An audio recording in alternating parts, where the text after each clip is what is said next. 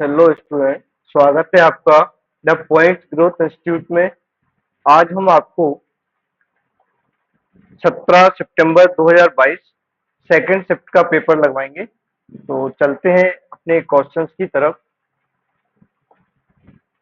पहला क्वेश्चन है आपका को वर्जने स्ट्राटो द्वारा विकसित किया गया था। आपको उस लैंग्वेज का नाम बताना है जिसका विकास वर्जने स्ट्राटो द्वारा किया गया था। तो सी प्लस प्लस जो भाषा है अपनी, इसका विकास स्ट्रैटो द्वारा किया गया था।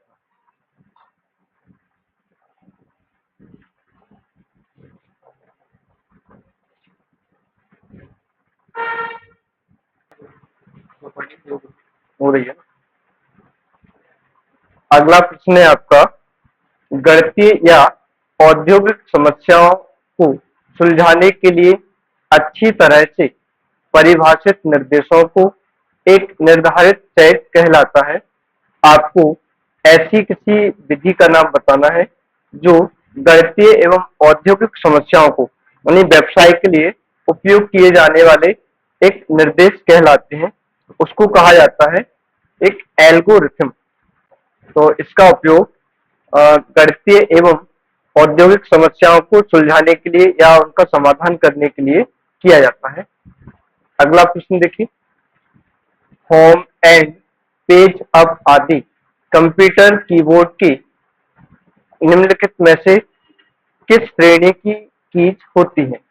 तो आपको होम एंड और पेज अप आपको बताना है कि ये किस प्रकार की होती है। तो ये नेविगेशन की के अंतर्गत आती हैं।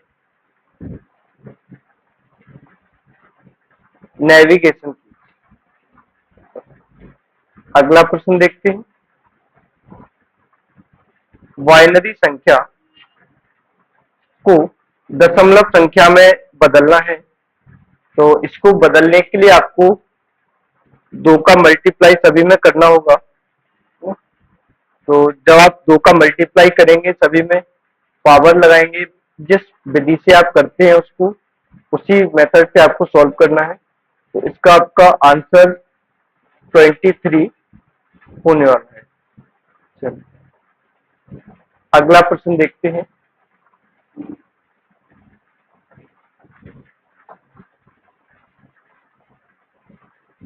निम्नलिखित में से किस प्रकार के कंप्यूटर में डिजिटल और एनालॉग प्रोसेस दोनों की विशेषताएं होती हैं? तो आपको ऐसे कंप्यूटर्स को बताना है जिसमें डिजिटल और एनालॉग दोनों विशेषताएं समाहित होती हैं। तो उन कंप्यूटर्स को कहा जाता है हाइब्रिड कंप्यूटर्स।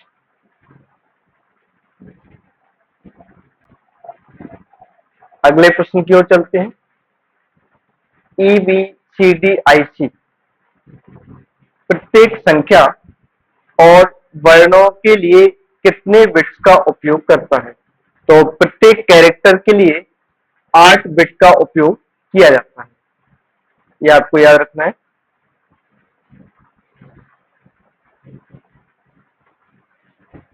प्रत्येक कैरेक्टर के लिए 8 बिट का उपयोग किया जाता है। अगला प्रश्न देखते हैं, कंप्यूटर सिस्टम का वह हिस्सा जिसे आप छू सकते हैं और जो सिस्टम के भौतिक घटकों को संदर्भित करता है। तो कंप्यूटर के भौतिक या फिजिकल कंपोनेंट्स को हार्डवेयर कहा जाता है, जिसको आप छू सकते हैं और जिसके माध्यम से पूरा कंप्यूटर संचालित किया जाता है। सॉफ्टवेयर कंप्यूटर के लिए उपयोग किए जाने वाले सॉफ्टवेयर होते हैं।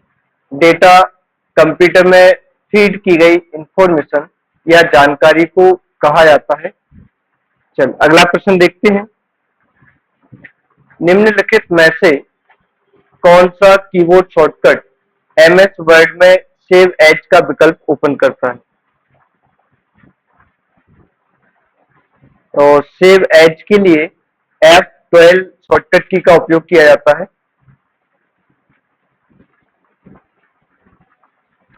F1 का उपयोग हेल्प मेन्यू के लिए होता है। F8 का ये बूटिंग प्रोसेस के लिए या बूट रिकॉर्ड ओपन करने के लिए इसका उपयोग किया जाता है। अगला प्रश्न देखते हैं। कंप्यूटर प्रोसेसिंग के संदर्भ में GIGO, इसकी फुल फॉर्म आपको बताना है।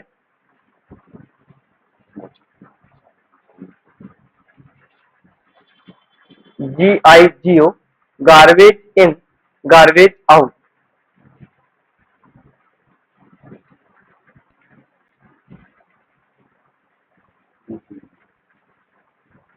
GIGO की फुल फॉर्म आपको याद रखना है। अगला प्रश्न देखते हैं। का उपयोग मोबाइल डिवाइस को अनलॉक करने और धन तथा फाइल स्थानांतरण जैसे कार्यों को अधिकृत करने के लिए किया जाता है। तो मोबाइल डिवाइस में मोबाइल को अनलॉक करने के लिए या उसमें मनी ट्रांसफर के लिए एक तो आप पासवर्ड का उपयोग कर सकते हैं और दूसरा फिंगरप्रिंट का उपयोग उसमें कर सकते हैं, फिंगरप्रिंट सेंसर का। अगला प्रश्न देखते हैं। वर्डप्रेस.com एक सर्विस है जो आपको किस तरह की सर्विस उपलब्ध कराती है? वर्डप्रेस.com, ये आपको बताना है।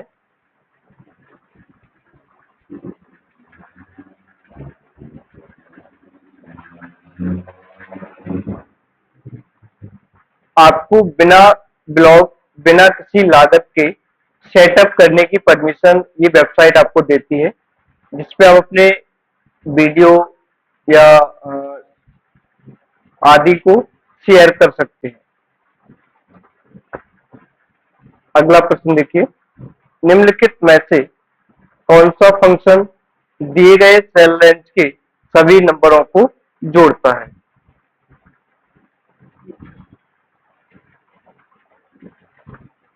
सम फंक्शन जो होगा वो दिए गए सभी सेल रेंज की संख्याओं को जोड़ देगा। अगला फंक्शन देखिए। अगला प्रश्न है। 0 और 1 इनपुट के साथ एक्स और गेट का उपयोग किया जाता है। तो यहाँ पर इनपुट के साथ अगर आप किसी डेटा को इनपुट करेंगे, 0 इनपुट करेंगे तो उसका रिजल्ट 0 ही रहेगा, और अगर 1 को इनपुट करते हैं या 0 और 1 को इनपुट करते हैं तो उस स्थिति में इसका 1 ही आंसर आपका रहने वाला है। चलिए अगला प्रश्न देखिए। डेटा प्रोसेसिंग के संदर्भ में काले और सफेद वर्णों की विभिन्न मोटाई वाली समानांतर प्रिंटेड लाइनों के एक सेट को क्या कहा जाता है? कोड कहा जाता है। कौन सा कोड कहा जाता है वो आपको यहाँ बताना है। तो समानांतर मोटाई वाली विभिन्न लाइनों को बारकोड के रूप में जाना जाता है। चलिए अगला प्रश्न देखते हैं। निम्नलिखित में से कौन सा घटक एक माइक्रोचिप है जो डिजिटल इमेज डेटा को कंप्यूटर डिस्प्ले के लिए आवश्यक एनालॉग डेटा में परिवर्तित करता है? तो यहाँ पर माइक्रोचिप की बात की जा रही है। तो वीडियो या बायोस जो होता है वो आपकी माइक्रोचिप नहीं है। लोकल पेरिफेरल बस ये भी आपकी माइक्रोचिप नहीं है। वीडियो इन सॉकेट तो ये आपकी एक पोर्ट होती है। यहाँ से रैम डेक RAM DAC ये आपकी एक माइक्रोचिप होती है जिसका उपयोग डिजिटल इमेज डेटा को कंप्यूटर में डिस्प्ले करने के लिए उपयोग किया जाता है। अगला प्रश्न देखते हैं। एक्टिव एक्स कंट्रोल फाइल को सहेजने के लिए कौन से फाइल फॉर्मेट का उपयोग किया जाता है? तो ये आपको बताना है फाइल फॉर्मेट का।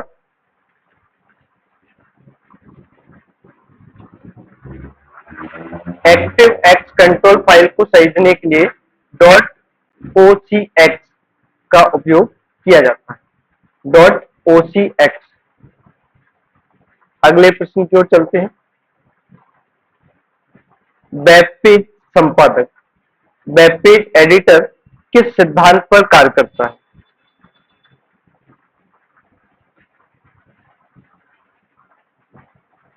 तो वेब पेज संपादक जो होता है, एडिटर, वह ये जानता है कि यूजर क्या देखना चाहते हैं और क्या उस स्क्रीन से प्राप्त करना चाहते हैं। तो यहाँ पर जो संपादक होता है, वेब पेज एडिटर जो होता है, WYSIWUG, इस सिद्धांत पर कार्य करता है। तो यहाँ इसका फुल फॉर्म या पूर्ण रूप हो जाएगा, what you see is what you get. What you see is what you get. तो वेब पेज एडिटर इसी सिद्धांत पर कार्य करता है। अगले प्रश्न की ओर चलते हैं। पहले कॉलम को फ्रिज करने के लिए आपको निम्नलिखित में से कौन सी फ्रिज पेन का विकल्प चुनना होगा? फ्रिज पेन को करने के लिए, और पहले कॉलम की बात की जा रही है, तो फ्रिज फर्स्ट कॉलम, यहां से आप ऑप्शन को सिलेक्ट करेंगे तो आपका पहला जो कॉलम है वो फ्रिज हो जाएगा। चलिए अगले प्रश्न की ओर चलते हैं। लेजर मैट्रिक प्रिंटर की स्पीड की गणना, जो लेजर प्रिंटर होता है उसमें आपको स्पीड बतानी है कि लेजर प्रिंटर की स्पीड किस में मापी जाती है।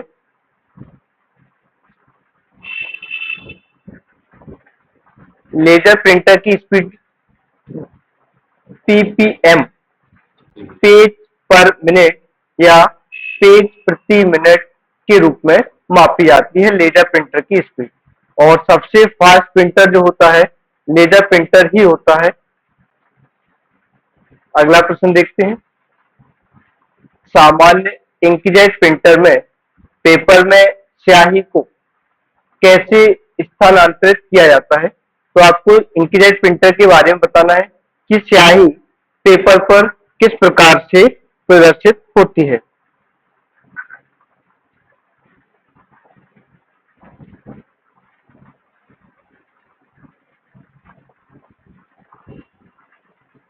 स्याही कागज पर फैलती है और नोजल द्वारा प्रतिबंधित होती है। तो इंकजेट प्रिंटर के द्वारा स्याही को पेपर पर स्प्रे किया जाता है और उसी स्प्रे के माध्यम से पेपर पर छपाई की जाती है इंकजेट प्रिंटर के माध्यम से। अगला प्रश्न देखते हैं। नीचे दी गई हेक्साडेसिमल संख्या का दशमलव मान आपको बताना है। हेक्साडेसिमल संख्या के लिए, तो हेक्साडेसिमल संख्या को डेसिमल संख्या में कन्वर्ट करने के लिए आपको 60 का मल्टीप्लाई इसमें करना होगा। तो जब आप 60 का मल्टीप्लाई करेंगे तो इसका आंसर होने वाला है आपका 336, 336।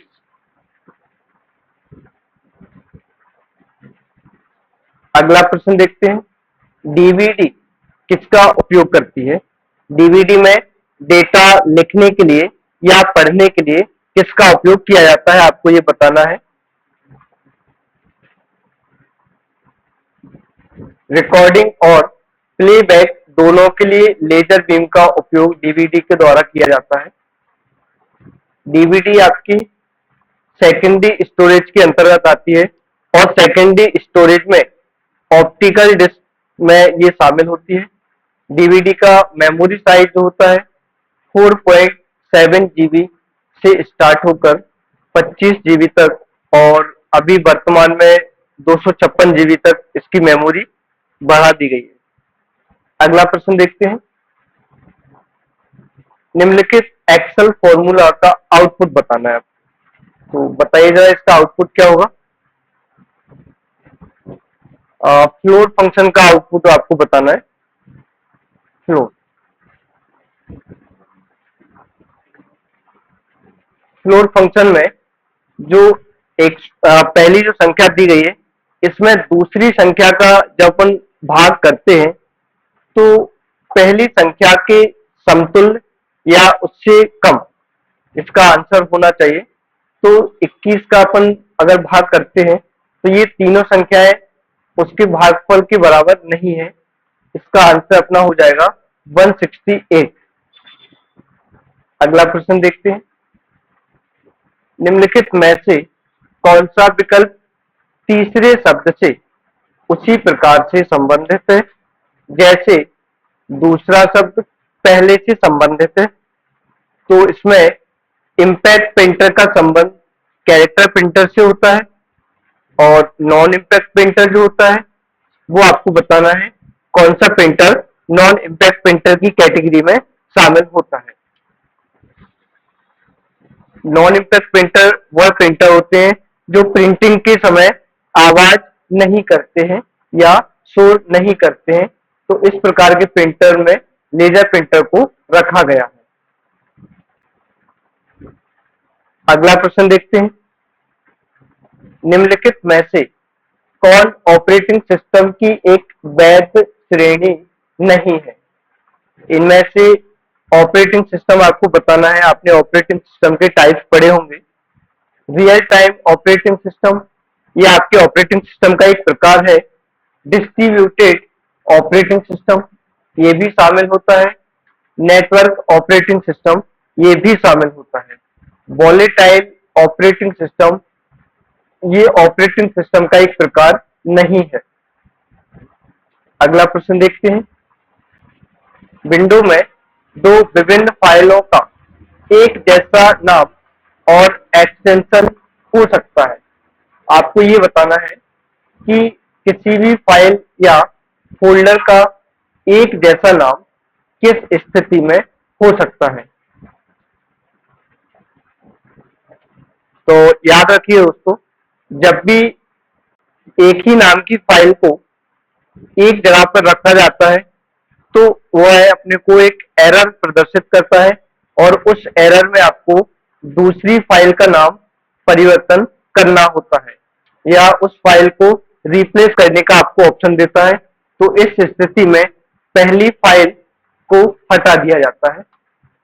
तो इस अगर किसी फाइल का एक ही नाम है या एक ही एक्सटेंशन है तो उनको केवल अलग अलग फोल्डर में ही रखना संभव है। बाकी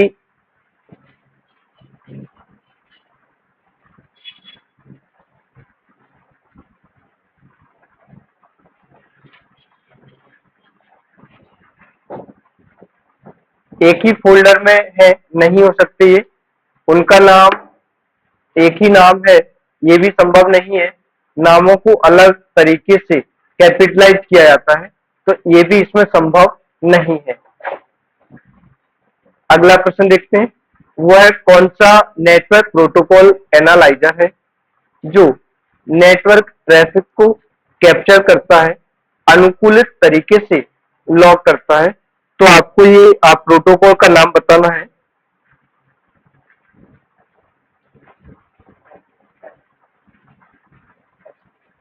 जस्ट निफर जो प्रोटोकॉल होता है वह एक ट्रैफिक कैप्चर को कंट्रोल करता है, नेटवर्क ट्रैफिक को।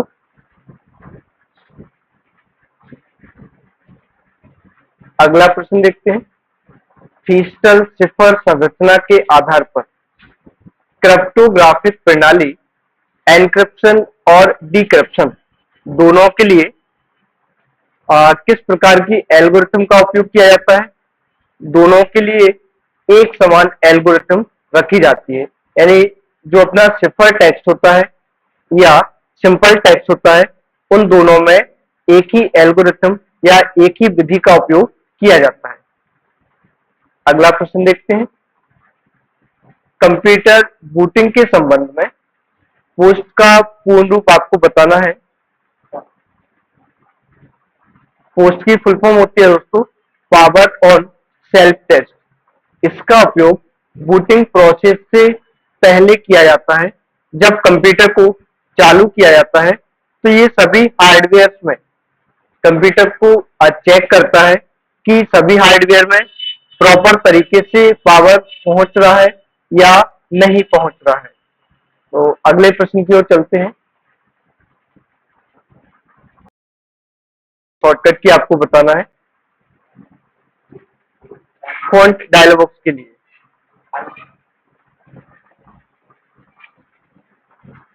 क्या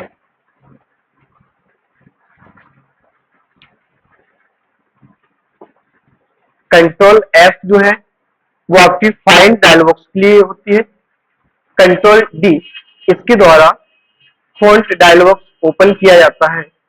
और अल्ट एफ जो है वो आपके फाइल मेन्यू या ऑफिस बटन के लिए उपयोग की जाने वाली शॉर्टकट की है। अगला प्रश्न देखते हैं।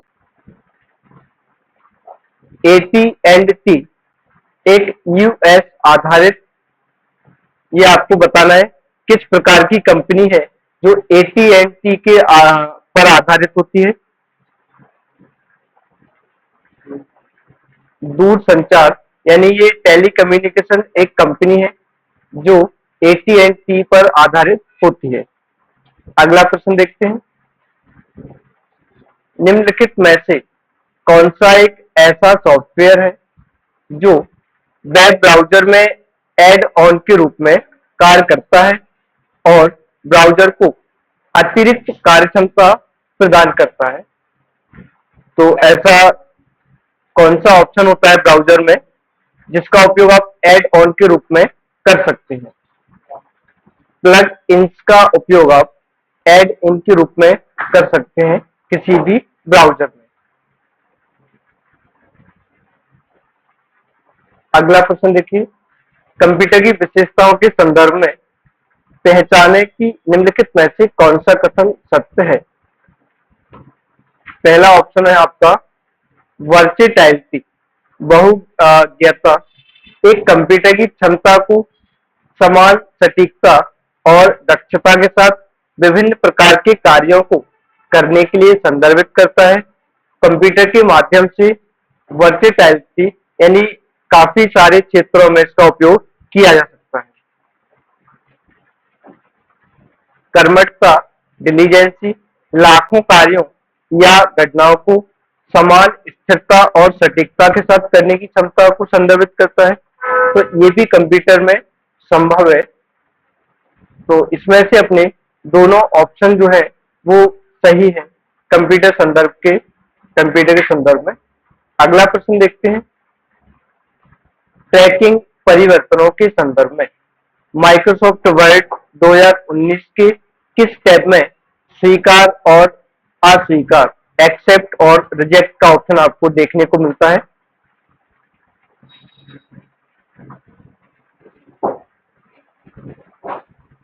ट्रैक चेंज वाला जो ऑप्शन होता है वो आपका रिव्यू टैब में होता है।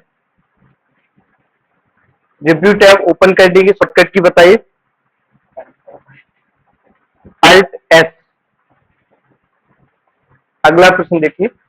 आपको थंबनेल रूप में अपनी स्लाइड का एक दृश्य देता है। जब आप अपना प्रेजेंटेशन बनाते हैं तो यह दृश्य आपके लिए अपनी स्लाइडों के क्रम को क्रमबद्ध और व्यवस्थित करना आसान बनाता है। तो यहाँ से कौन सा व्यू है जो आपको स्लाइडों को थंबनेल के रूप में दिखाई देता है?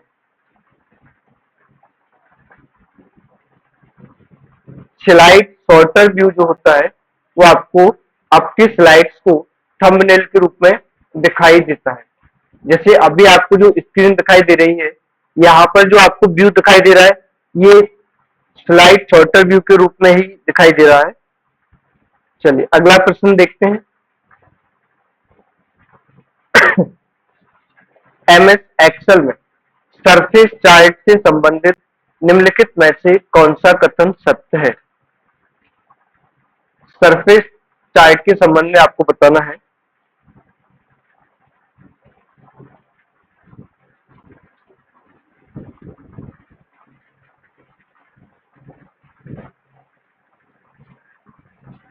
सरफेस चार्ट का उपयोग डेटा के दो समूहों के बीच, दो ग्रुप्स के बीच इष्टतम संयोजन का पता लगाने के लिए इसका उपयोग किया जाता है।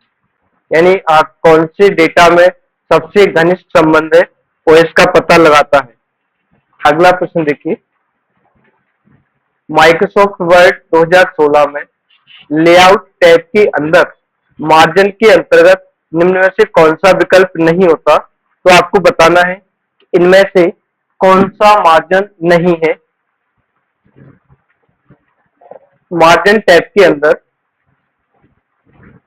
नॉर्मल टैब, नॉर्मल मार्जिन होता है, नैरो भी होता है और मॉडरेट भी आपका मार्जिन होता है। ब्रॉड जो है वो मार्जिन की कैटेगरी में नहीं आता है। अगला प्रश्न देखिए, माइक्रोसॉफ्ट वर्ड 2016 में लाइन और पैराग्राफ स्पेसिंग के संदर्भ में ऐड से पहले ऐड स्पेस बिफोर पैराग्राफ विकल्प क्या करता है? तो आपको बताना है पैराग्राफ में add space before paragraph option जो होता है उसके द्वारा क्या किया जा सकता है? ऐड स्पेस बिफोर पैराग्राफ की बात की जा रही है। इस ऑप्शन के माध्यम से आप सिलेक्टेड पैराग्राफ के ऊपर स्पेस जोड़कर पैराग्राफ स्पेस को बदल सकते हैं। तो ऐड स्पेस के माध्यम से बिफोर पैराग्राफ की बात की जा रही है, तो पैराग्राफ के पहले स्पेस को जोड़ देता है। अगला प्रश्न देखते हैं, दिया गया आइकन में किस प्रकार के सेक्शन ब्रेक की बात की गई है? आपको बताना है। इस प्रकार के क्वेश्चन आपके बार बार रिपीट हो रहे हैं।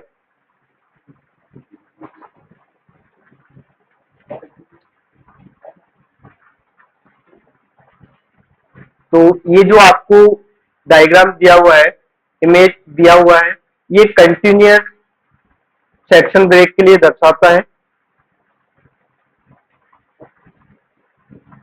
अगला प्रश्न देखते हैं, माइक्रोसॉफ्ट वर्ड 2016 में सिलेक्टेड टेक्स्ट को सब स्क्रिप्ट के रूप में सेट करने के लिए शॉर्टकट की पूछी गई है। तो सब स्क्रिप्ट की शॉर्टकट की जो होती है कंट्रोल प्लस बराबर सब स्क्रिप्ट की शॉर्टकट की होती है।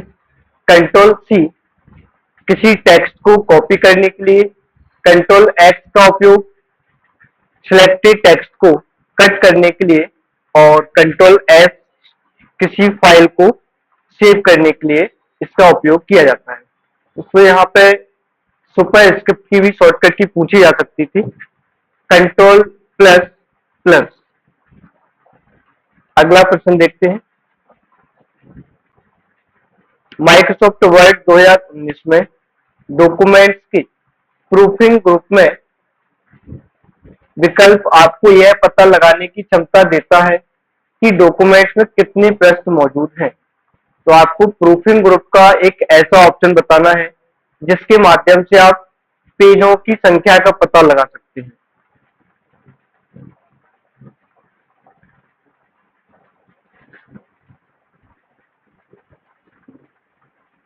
आप क्वेश्चन ये भी पूछा जा सकता है कि इनमें से प्रूफिंग ग्रुप में कौन सा ऑप्शन मौजूद होता है?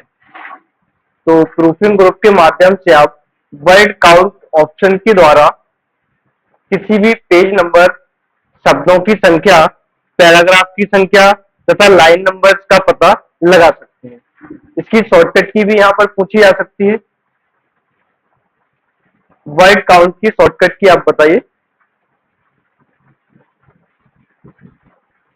कंट्रोल शिफ्ट जी वर्ड काउंट की शॉर्टकट की होती है। अगला प्रश्न देखिए, माइक्रोसॉफ्ट वर्ड 2016 में यदि आप पैराग्राफ डायलॉग बॉक्स में डबल का चयन करते हैं तो लाइन स्पेसिंग को डिफॉल्ट रूप से किसमें मापा जाता है?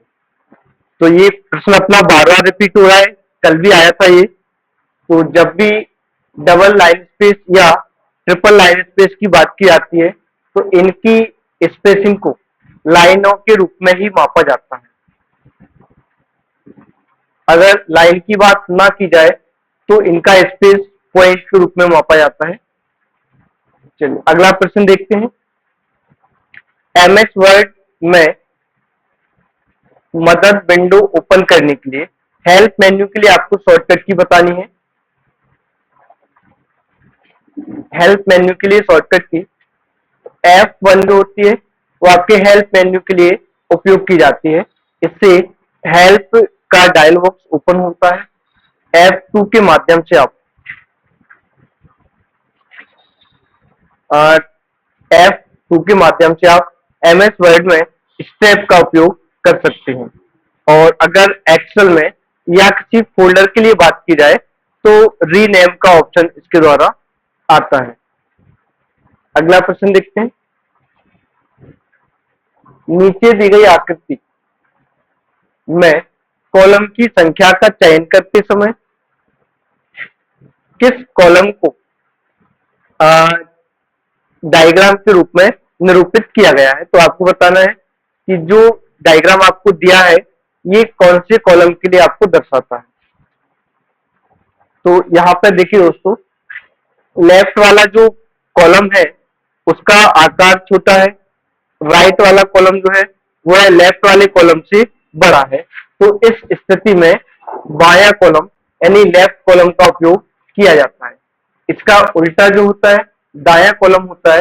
दाएं कॉलम में राइट साइड वाला कॉलम जो होता है उसका साइज छोटा होता है। और टू कॉलम में दोस्तों दोनों कॉलम्स का आकार बराबर होता है। अगला प्रश्न देखते हैं। MS वर्ड में टेक्स्ट को बोल्ड फेस में बदलने के लिए किस शॉर्टकट की का उपयोग किया जाता है? तो टेक्स्ट को बोल्ड करने के लिए Ctrl+B का उपयोग यहाँ पर किया जाता है। Ctrl+N न्यू फाइल के लिए ओपन की जाती है। Shift F3 जो है वो चेंज केस के लिए उपयोग की जाती है। अगला प्रश्न देखते हैं। मान लीजिए MS वर्ड का उपयोग करके आप लिफाफा या एनवलप प्रिंट करना चाहते हैं। मेलिंग टैब के क्रिएट ग्रुप के अंदर से एनवलप एंड लेबल्स डायलॉग खोलने पर निम्नलिखित में से कौन सा विकल्प छोड़ा जा सकता है? यदि आप इसे भविष्य में उपयोग के लिए रखना चाहते हैं लेकिन आप इसे वर्तमान में शामिल नहीं करना चाहते तो रिटर्न एड्रेस जो है उस विकल्प को आप इसके माध्यम से छोड़ सकते हैं। Return address. अगला प्रश्न देखते हैं। MS वर्ड में पत्र को मेल मर्ज करने के लिए कार्य किए जाने वाले वर्तमान डॉक्यूमेंट्स में शुरू करने और प्राप्तकर्ता जानकारी जोड़ने के लिए मेल मर्ज विजार्ड का उपयोग करने हेतु प्रारंभ दस्तावेज चुनें के अंतर्गत रेडियो बटन को इनेबल आपको करना होगा।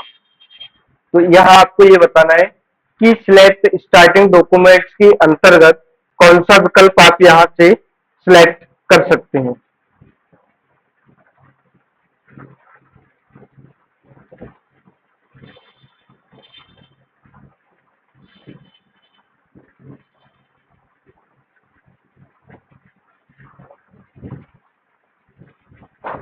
वर्तमान डॉक्यूमेंट्स का इस्तेमाल करें। यूज द करेंट डॉक्यूमेंट, ये विकल्प जो है वो आपको स्टार्टिंग डॉक्यूमेंट या सिलेक्ट स्टार्टिंग डॉक्यूमेंट्स के अंतर्गत दिखाई देता है।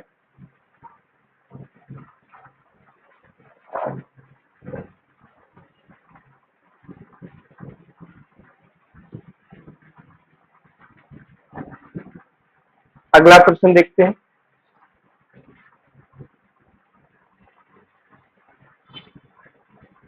निम्नलिखित में से कौन सा एक ईमेल एड्रेस का उदाहरण है? तो इनमें से आपको एक वैलिड ईमेल एड्रेस बताना है। देखिए मैंने आपको ईमेल एड्रेस के बारे में एक बताया था जिसमें यूजर नेम और साथ में डोमेन नेम का उपयोग किया जाता है। यूजर नेम और डोमेन नेम को जोड़ने के लिए एट साइन का उपयोग यहाँ पर किया जाता है। तो यहाँ पर सभी ऑप्शंस में से केवल तीसरे ऑप्शन में @ का साइन उपयोग किया गया है। तो यहाँ पर ईमेल एड्रेस में और भी विशेषताएं होती हैं। अगला प्रश्न देखिए, माइक्रोसॉफ्ट एक्सेल में पिवोट टेबल बनाने के लिए पूर्ण स्रोत डेटा में होगा और कोई सब टोटल नहीं होगा। तो पिवोट टेबल के संबंध में कोई भी खाली ड्रॉ या कॉलम नहीं होना चाहिए और साथ में उस टेबल के अंदर सब टोटल भी नहीं होना चाहिए। अगला क्वेश्चन है आपका, स्पेलिंग एंड ग्रामर की जांच और सुधारने के लिए किस शॉर्टकट की का उपयोग आप कर सकते हैं? तो स्पेलिंग और ग्रामर चेक के लिए आपको F7 का उपयोग करना होता है। F7 के माध्यम से स्पेलिंग और ग्रामर चेक का डायलॉग ओपन होता है, जिसमें आप किसी भी गलत स्पेलिंग को सुधार सकते हैं। अगला प्रश्न देखिए, IBM नामक एक IBM कंप्यूटर ने 6 गेम के मैच के बाद विश्व शतरंज चैंपियन गैरी कास्परोव को हराया। यह मानव शतरंज चैंपियन को हराने वाला पहला कंप्यूटर था। तो आपको यहाँ पर बताना है कि कौन से कंप्यूटर ने मानव चैंपियन को शतरंज चैंपियन को हराया था।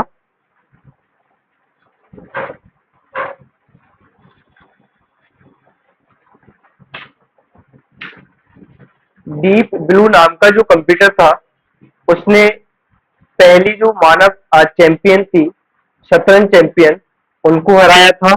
और डीप ब्लू कंप्यूटर को IBM कंपनी के द्वारा बनाया गया था। IBM की फुल फॉर्म क्या होती है? International business machine. अगला और अंतिम प्रश्न है इस पेपर का, वह कौन सा चरण है जहां हम माइक्रोसॉफ्ट में मर्ज प्रक्रिया या तो नए डॉक्यूमेंट्स को प्रिंट करके या नई फाइल को सेव करके और बाद में प्रिंट करके पूरा करते हैं। आपको उस स्टेप का नाम बताना है जिसमें मेल मर्ज को समाप्त किया जाता है। तो मैंने आपको पहले भी कई बार बताया है, मेल मर्ज को 6 स्टेप्स में कंप्लीट किया जाता है। यहाँ आपको याद रखना है, मेल मर्ज को 6 स्टेप में कंप्लीट कर सकते हैं। तो दोस्तों, वीडियो अच्छा लगे तो सब्सक्राइब, लाइक एंड शेयर जरूर कीजिए।